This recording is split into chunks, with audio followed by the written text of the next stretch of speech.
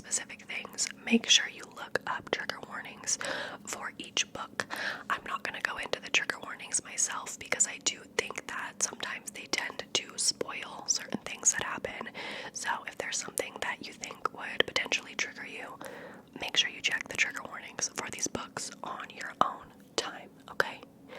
Okay, hopefully you can find a nice, fun little romance book to read from this video. Let's go ahead and get started. So I'm going to start with what has become my favorite contemporary romance book ever. This is, as of right now, the top of my list. This is the last book that I finished, and immediately when I finished it, it's what inspired me to make this video because I just have to talk about the amazingness that is Book Lovers by Emily Henry. Now, I have previously mentioned in, I believe it was a favorites video, that I love Emily Henry books, and I've read her other two, Beach Read and People We Meet on Vacation, and honestly, I would recommend all three of her books. I think you could pick up any of them and have a good time, but definitely for me, Book Lovers is my favorite of the three. Oh my gosh, I'm just obsessed. I want everyone to read this so we can all gush about it. This follows our two main characters, Nora and Charlie. They both work in the book publishing world. Nora is an agent and Charlie is an editor, and they both are from New York City, but they end up being together in this small town for a month, and over that time they grow closer, they get to know each other, and a romance forms, obviously. This also has a subplot that deals a lot with family, specifically sibling relationships. Nora is an older sister, and so another main character in this book is her younger sister Libby, and their relationship dynamic. They kind of have a complicated relationship that they are working on throughout the book, and it's just this spoke to my older sister heart. I am the oldest of three siblings, and if you are an older sister out there, this is the book for you. Also, Charlie is like my ideal man, like my type to a T. So yeah, I just loved this book. I loved that it was a small town kind of romance flipped on its head. A small town romance between two city folk. It was very, very fun. It had cozy vibes. The settings and the different places that you visit within this book are just so fun, and it does deal a little bit with grief and loss, but I didn't find that it was too heavy or too emotional, and it still had that fun rom-com energy. The banter and the jokes between Nora and Charlie are top tier. They're just so good. So yeah, I cannot gush about this book enough. I feel like Emily Henry went into my subconscious and somehow wrote the perfect romance book for me. I ate this up in like 2 days. It's just so good. So also, if you like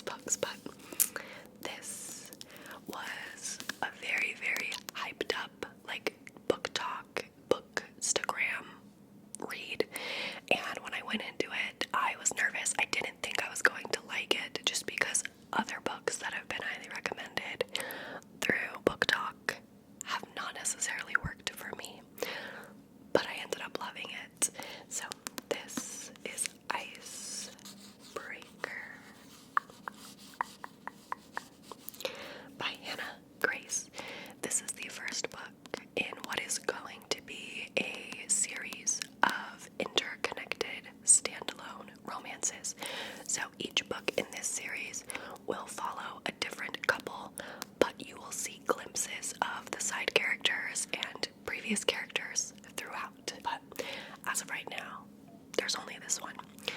But this is a university, college age romance, so the two main characters go to the same college, and it's also a sports romance. Anastasia, our main leading lady, is an ice skater, and Nate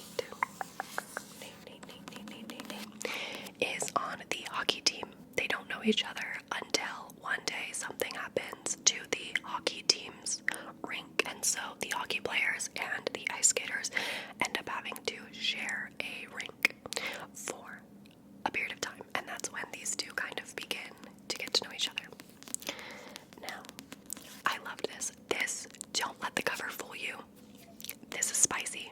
This has quite a few spicy scenes, particularly one that takes place in an Uber, which was really hot. I can't believe I'm saying this on the internet, but I ate it up. So yeah, it's definitely, if you're more into a spicier, smuttier, 18 plus kind of read, this is a great one.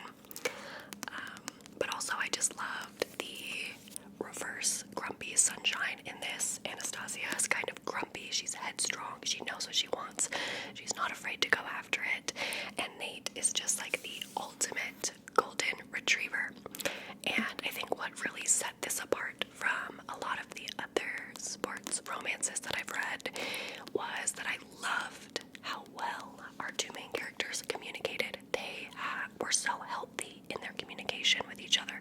If they ever had a problem, they would talk about it. And also, both of these two people work through their own internal dilemmas and their own circumstances, and I just really loved both of them. There's a therapy representation in this that I loved, and yeah, it's great. The only thing I didn't like about it is there is a side character that I just really hated, but otherwise I had a really great time. It's super, super fun. So if you're looking for a spicy reverse grumpy sunshine with two main characters that actually want the best for each other and will communicate, look no further than Icebreaker by Hannah Grace. And I believe this is Hannah Grace's debut novel, and it was originally self-published before it got picked up. And for a debut self-published novel, I thought it was written very, very well. So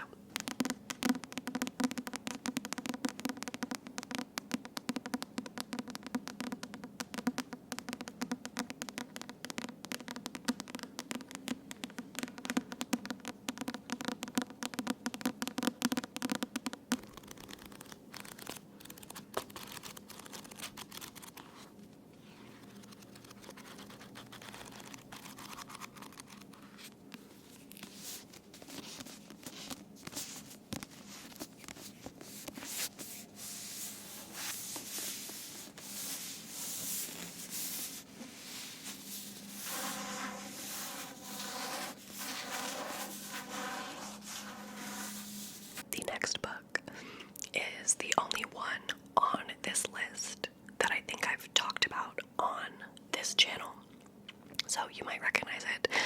This is my guilty pleasure, questionable favorite. Okay, so this is not going to do it for everybody, but it did it for me.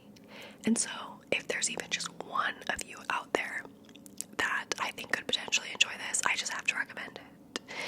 It is my favorite dark romance, but I would say it's like dark romance light. It's not super dark or heavy, but it's my guilty pleasure read, and that is Punk 57 by Penelope Douglas. I have read a few books by Penelope Douglas, and they mostly write sort of taboo, dark romances, but out of all of the books I've read from them, this is definitely my favorite, and it's the only one that I rated particularly highly. I don't know, this just worked for me. This follows our two main characters, Misha and Ryan, and they were accidentally paired up as pen pals when they were in school. And all throughout high school, middle school, they had this pen pal relationship going on where they were just best friends via these letters that they would send to each other. And then Misha ends up transferring to Ryan's high school, but when he sees her at school, he discovers that she is nothing like she pretended to be in her letters. She's a cheerleader, she's popular, and he even sees her and her friends like bully this random kid. So he kind of decides to make it his mission to terrorize Ryan, to kind of get back at her for like lying to him. Yeah, okay, the plot is kind of hard to explain without giving too much away, but this is friends to enemies to lovers, and oh my gosh, this is the only contemporary enemies to lovers that I've ever read that works for me. Normally, enemies to lovers really is only done well, in my opinion, in fantasy because the stakes are so much higher. But this one, oh, it just did it for me. Misha is also your like tortured artist. He like wants to be a musician. He has tattoos. He's like, your traditional like emo boy. And I loved it. I love Misha Lair. Now the plot of this is not always the best, a little bit questionable.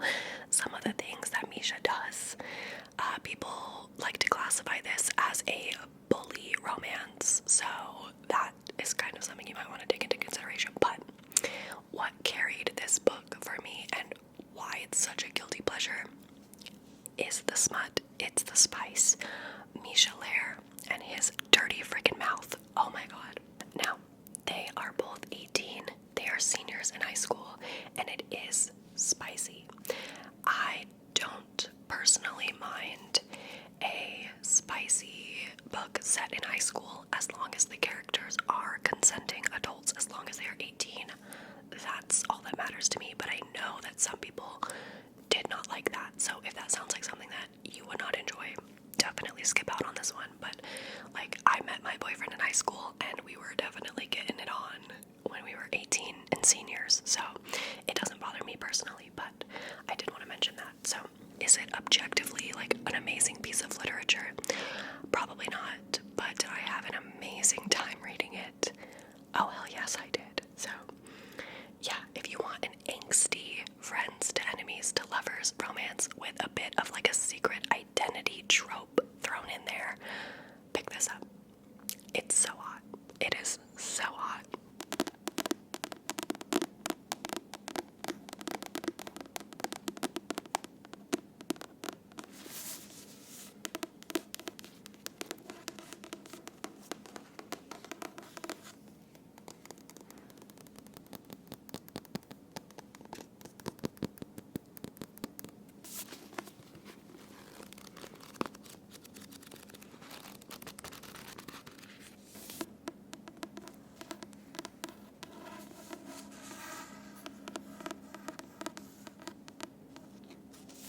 So that is Punk 57 by Penelope Douglas. The last two books I'm going to recommend and talk about are both kind of science-y. They're like in the STEM world, both of them. So the first one is very, very popular. You might have heard of it. It is Love on the Brain by Hazelwood. Hazelwood has kind of blown up in the past 2 years, originally with The Love Hypothesis, which I read and I enjoyed, but I didn't rate it anything higher than 3 stars. So, but this is her second book, and I actually liked this one a bit more. I gave this one a 4-star.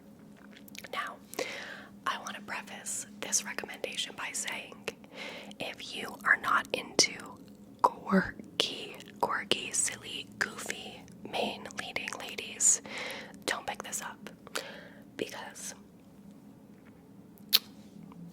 Hazelwood writes quirky ass main characters, and I'm talking like they wear galaxy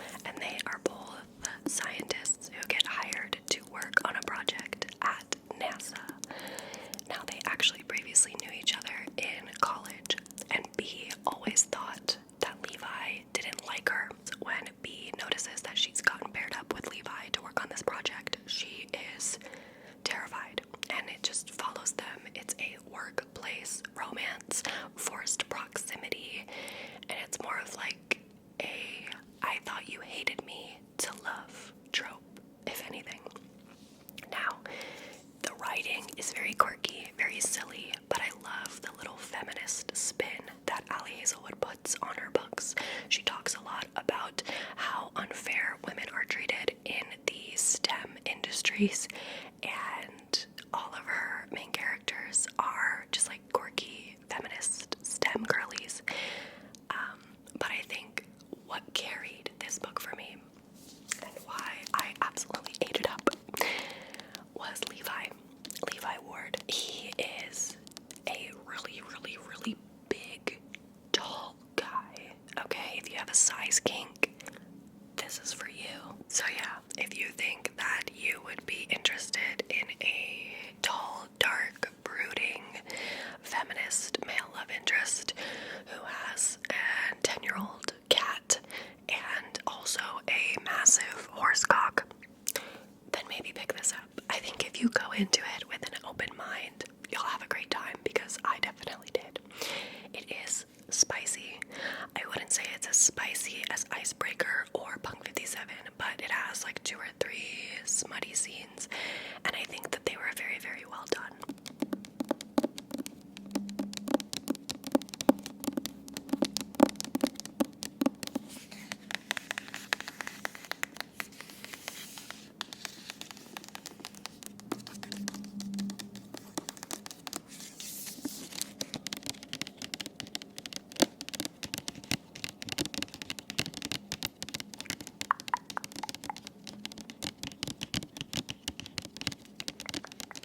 Lastly, we have a book that was written by 2 co-authors. They are best friends, and I believe they live in Utah, where I live. So, gotta represent, gotta support my fellow Utah authors. This is The Soulmate Equation by Christina Lauren. Now, this book has such a fun plot. I'd say out of all of the books today, this is the most like plot heavy. It follows single mom Jessica Davis, who is just kind of living, trying to get by as a single mom with the help of her best friend and her parents. And one day, her and her best friend are in a coffee shop when they run into this mysterious man who lets them know that he is actually like the lead scientist for this new dating app that is coming out, and that they need basically like beta testers. And basically the app will take your DNA and match it to other users in the app, and they've kind of worked it out that they can find your soulmate based on a percentage and your DNA. So you will get a bunch of matches, and it'll be like, oh, this match is 10% of a match, this match is 60% of a match for your potential soulmate. So Jessica's best friend kind of drags her there, and they both decide to join this like beta test thing. She does it, goes home, time passes, doesn't think anything of it, but then eventually she ends up getting a call from someone at the science lab or whatever, and they're like, yeah, we need you to come in, and have a meeting with us. And she's like, okay. So she shows up just to discover that her and that brooding mystery scientist man, River Pena, who is like the founder of this app, have a 99% match. Yeah, which has never happened before. So these 2 decide to date each other to kind of test the science and to help boost the like publicity and hype for this app. And so it follows them. You've got like a dash of fake dating, which is fun. You have the single parent trope aspect that plays into it, which normally I am not someone that seeks out romances where any of the characters have children. I'm just not interested in it. But I actually really, really liked the interactions between Jessica's daughter and River. I thought it was very cute. But honestly, my favorite part of this whole book was Jessica's best friend. Her best friend Fizzy is hilarious. Like, this is the definition of rom-com, because Fizzy had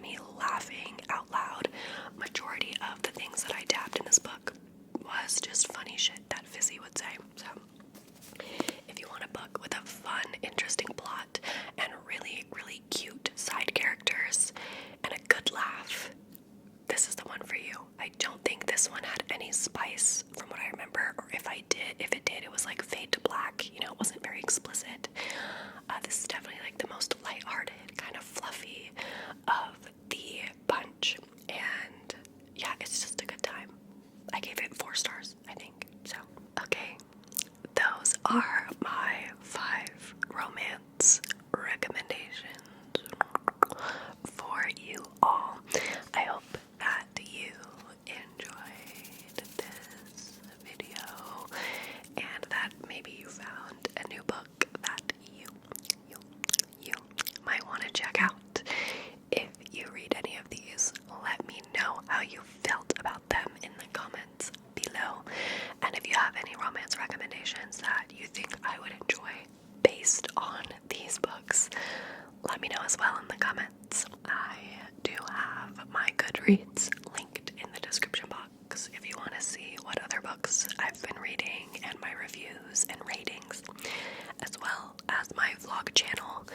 Go subscribe to my vlog channel if you haven't already. It's non-ASMR content, but I make so many book videos over there. So if you want to see more content like this, definitely check it out. Thank you so much for watching. I will see you all in my next video. I'm sending you lots of love.